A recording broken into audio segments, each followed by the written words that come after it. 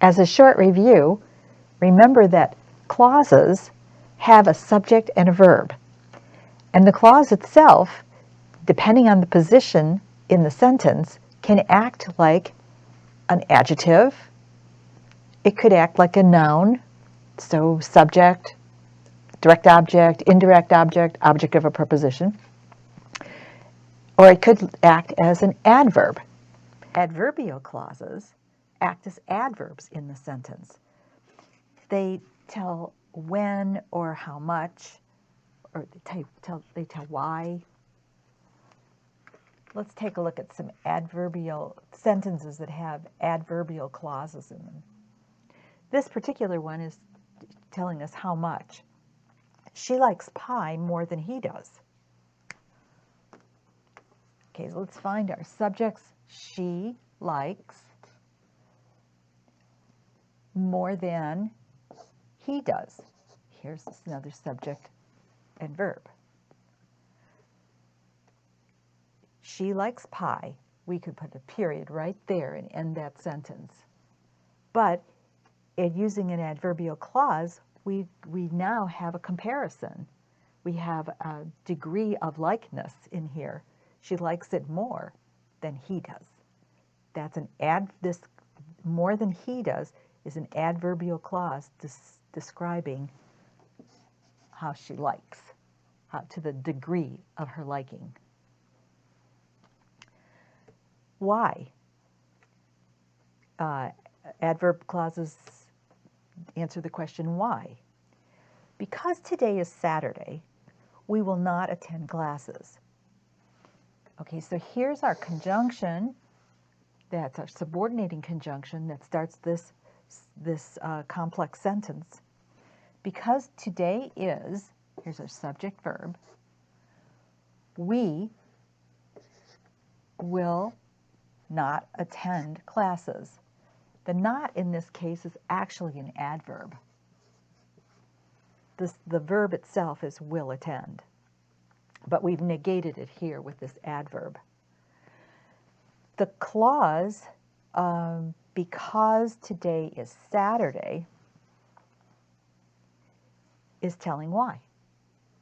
This adverbial clause is telling why we're not attending the classes today. When you start a sentence with a subordinate conjunction, a dependent clause, you're going to need a comma between the dependent clause and the independent clause, as we discussed in a prior video. Just pointing out the punctuation for you as we go along. Here's another sentence structure that has an adverb clause in it. Although her injury made life difficult, Marian managed as well as she could. All right, here we have a subordinate conjunction starting out this sentence. Although her injury made life difficult, the comma here kind of gives it away that we are pausing at the end of a clause. So I'm looking for subjects and verbs. I see made as a verb. What made? Or her injury made. It was her injury that made life difficult. So there's the clause. Marian managed. Well, here's a subject and verb right next to each other. Marian managed as well as she could.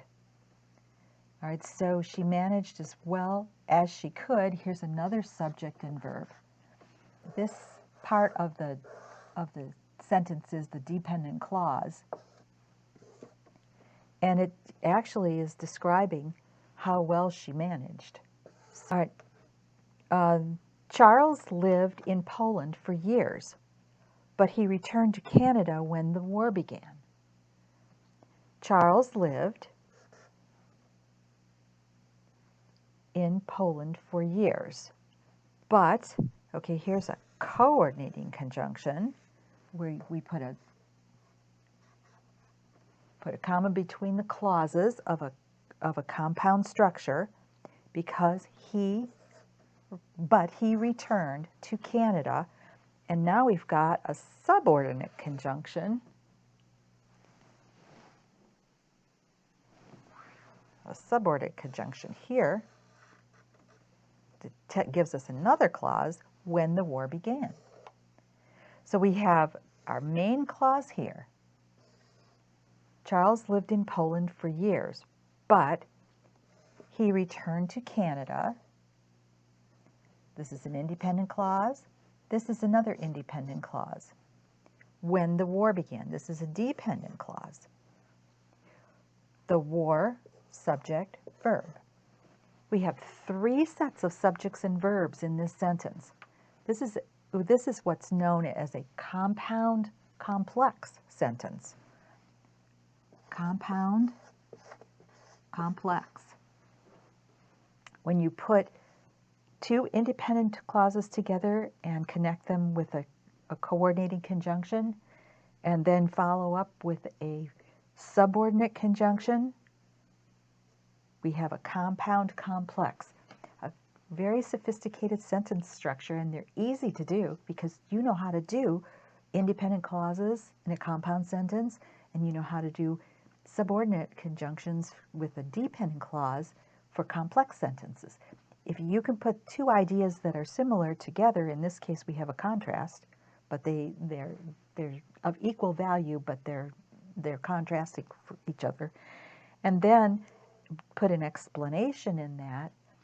This is a time explanation, when the war began. You've really created a sentence structure that gives your writing quite a bit of sophistication.